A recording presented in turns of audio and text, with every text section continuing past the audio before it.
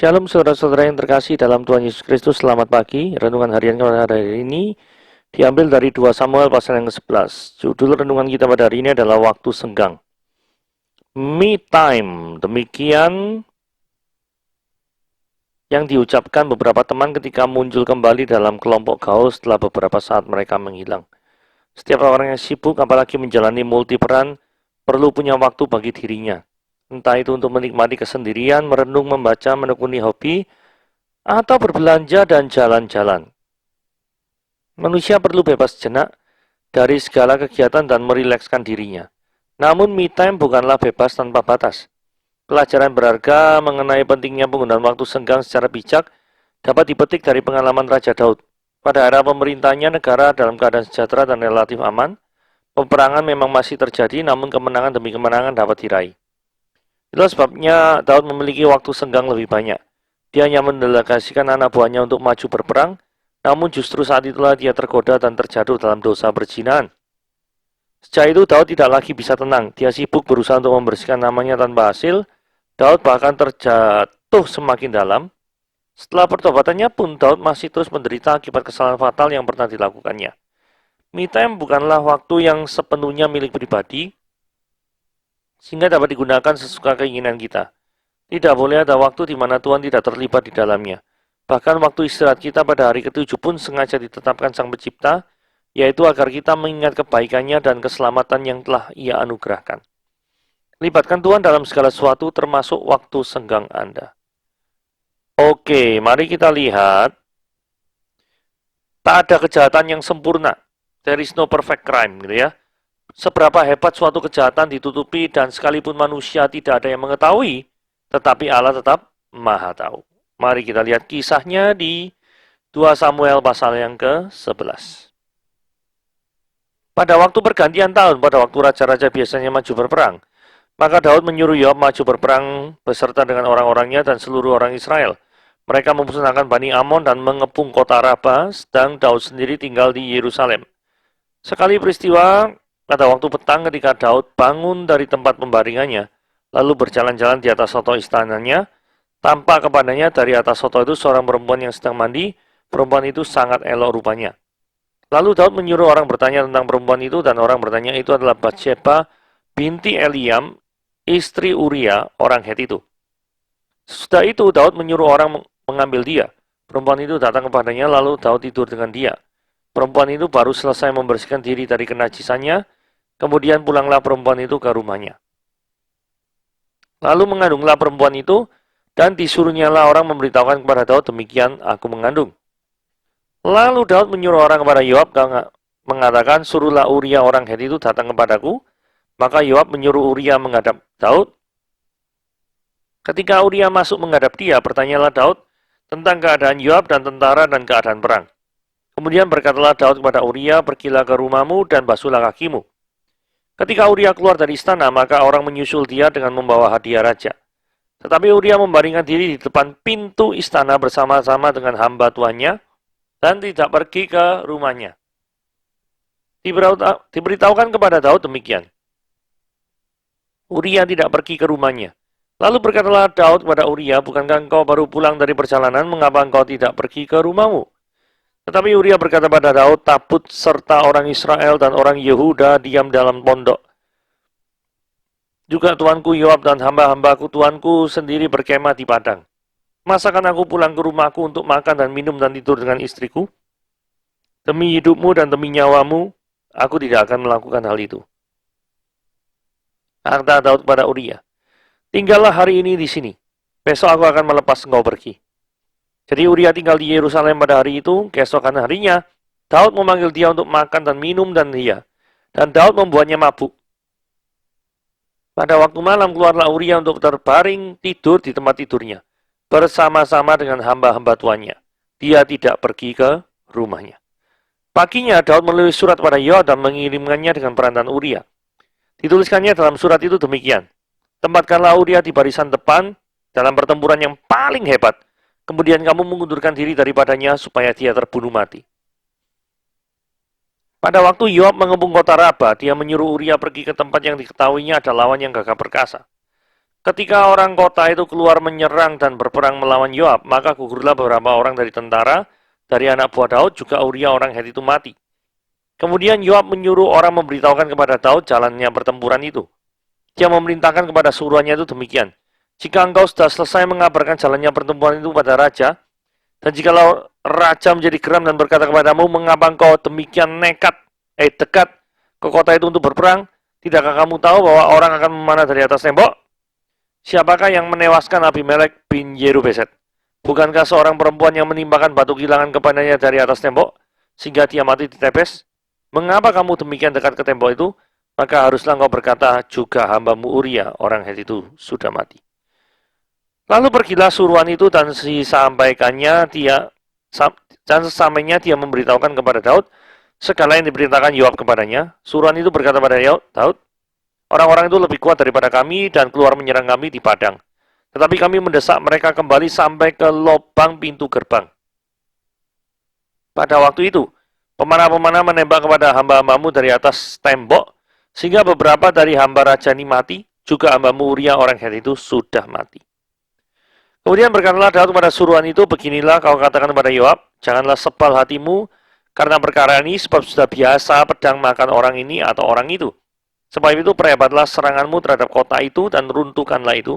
Demikianlah kau harus kuatkan hatinya.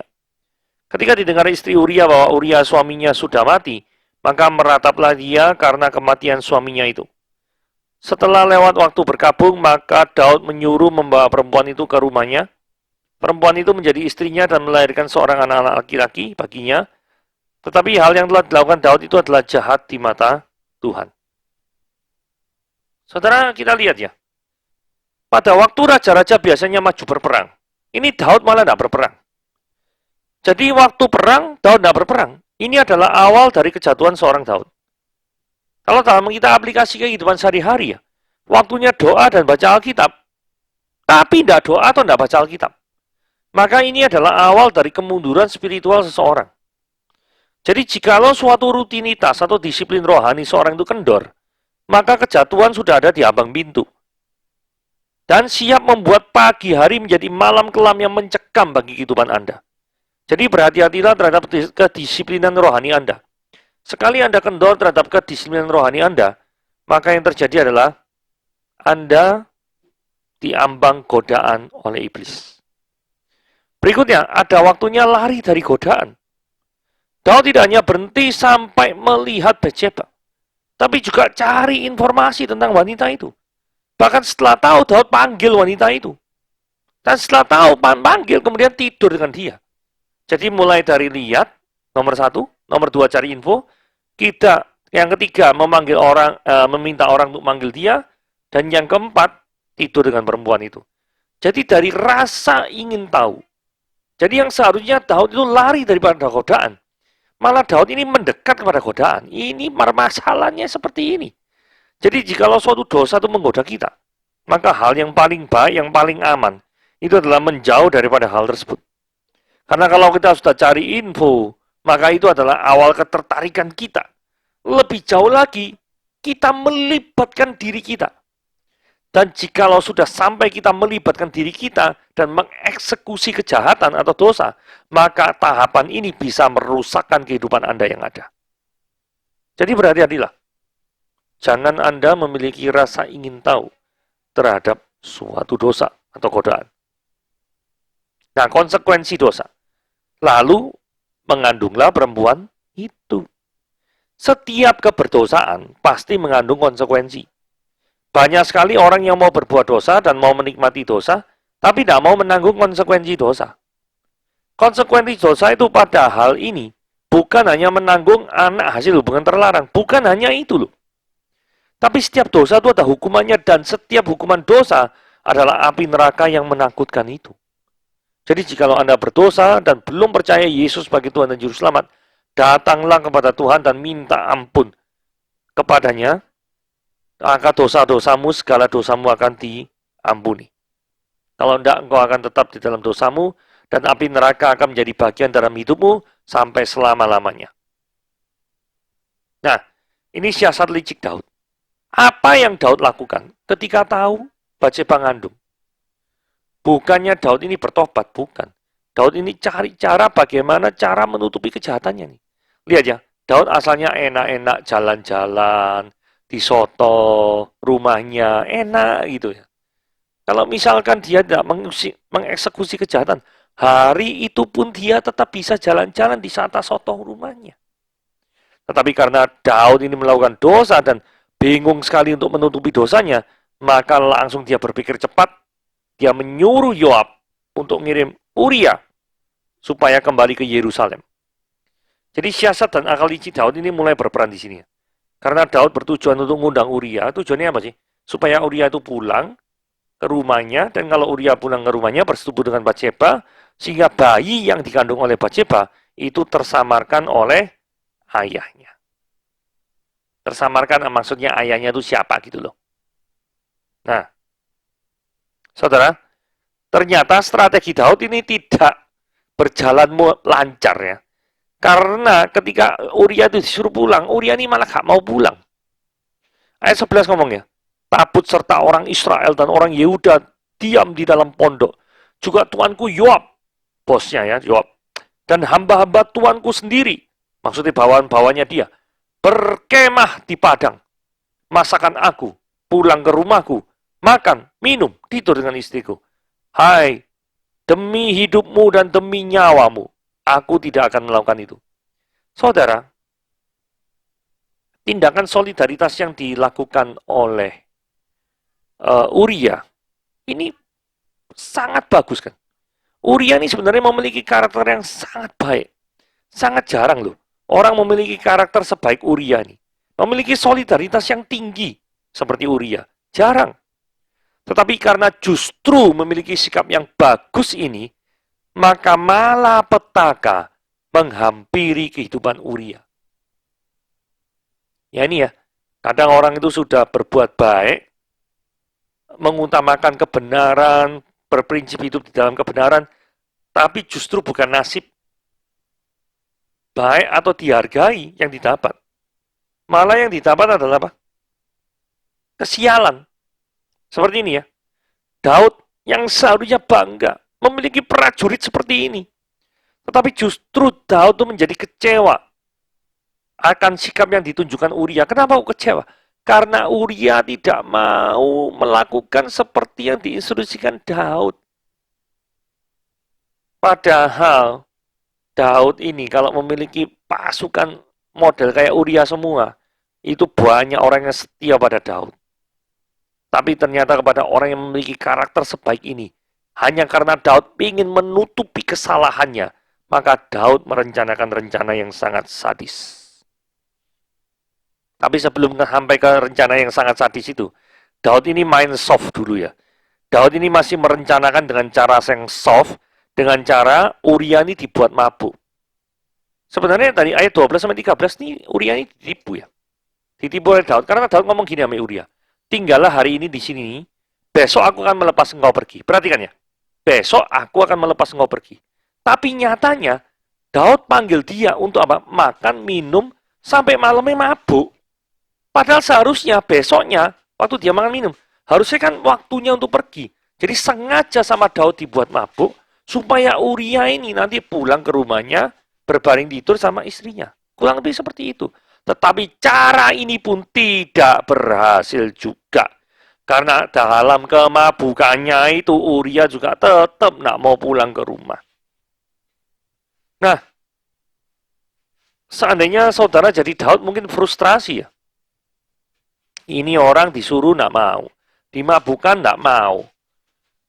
Daripada orang ini buat masalah saja dalam hidup saya ya. Maka Daud mulai kehilangan akal sehat. Setelah 2 kali rencana ini gagal atas Uria. Maka Daud menggunakan cara yang menurut saya sangat kasar ya. Sehingga Uria ditempatkan di barisan yang paling depan. Sehingga setelah ditempatkan barisan itu, Yoab disuruh mundur. Maka yang terjadi adalah pasukan yang ada di depan itu dipastikan terbunuh mati. Itu rencana sadis Daud. Ngeri. Saudara, kalau kita lihat seperti ini ya. Suruhan ini setelah rencana Daud tereksekusi dan sukses, Maka Yoab itu menyuruh pesuruh ini ngomong sama Daud. Orang-orang itu, maksudnya musuh-musuh di kota Raba itu ya, itu lebih kuat daripada kami dan keluar menyerang kami di padang. Tetapi kami mendesak mereka kembali sampai ke lubang pintu gerbang. Ini strategi agak aneh ya, karena gini ya, biasanya kalau pasukannya kalah kuat, maka yang dilakukan adalah perang jarak jauh. Perang jarak jauh terlebih dahulu, baru mendekat ke pintu gerbang musuh. Nah, ini pasukan sudah tahu kalau kalah kuat, pasukan pemanah juga belum dikalahkan, tetapi kok bangsa Israel, lebih tepatnya kumpulan daripada pasukan Uria ini, kok malah disuruh mendekat ke pintu gerbang. Loh, sudah kalah kuat, terus mendekat ke pintu gerbang, dan pasukan pemanah belum dikalahkan. Ya ini namanya strategi bunuh diri. Strategi ini membuat Uria dan beberapa orang lainnya ikut meninggal. Saudara, ternyata rencana Daud ini bukan saja membunuh Uria, tapi orang yang tidak ngerti apa-apa, yang ikuti siasat atas perantaraan yang kepada Yoab ini bisa membunuh orang-orang lain tuh. Jadi Daud ini menggunakan modus peperangan untuk membunuh daripada Uria dan beberapa orang lainnya. Yang notabene orang-orang ini sedang berjuang untuk Daud juga. Sedang berjuang untuk nama Daud. Tapi justru dikorbankan oleh Daud sendiri. Bukankah ini memang rencana yang sangat sadis? Oh, betapa kejamnya apa yang dilakukan oleh Daud ini. Saudara, sikap Daud ini tidak dapat ditoleransi. Karena kalau kita lihat, begitu Daud mendengar apa yang dikatakan oleh suruhannya itu, Daud ngomong gini, seolah-olah mengentengkan, janganlah sebal hatimu Yoab. Karena perkara ini, sudah biasa pedang makan orang ini atau orang itu. Jadi bagi Daud, berita yang paling ditunggunya bukan menang atau kalah perang.